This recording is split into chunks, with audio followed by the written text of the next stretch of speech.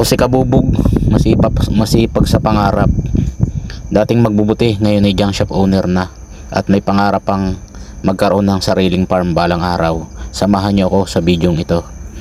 Mga kabubog, maaga nga pala akong gumising ngayon at ibiniyahe kong yung yerong ikinarga ko kagabi. At sinulo ko lang ang biyahe, wala akong kasamang pahinante, ano. At sabi nga titingnan kung talagang kakayanin, ano. Kaya nga medyo maliwanag na nung ako'y umalis.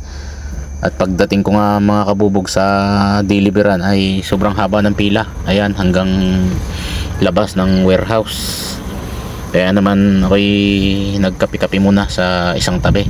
At pagpasok ko nga sa loob ay pinaporklip ko na laang mga kabubog. Kaya naman mabilis akong nakapagbaba.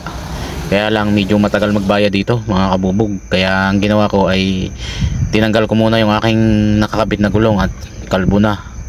At pinaltang ko yung reservat, medyo makapal pa. At habang ako'y nasa Kabuyaw, ang misis ko ay dinala ng mga anak ko sa regional at ipasisti scan. Ito nga pala misis ko mga kabubog ay na-depress at na-stroke ng mga nakakaraan. Ito ay papalo up na CT scan sana. Subalit ng problema ay hindi naman natuloy ang CT scan at schedule pa.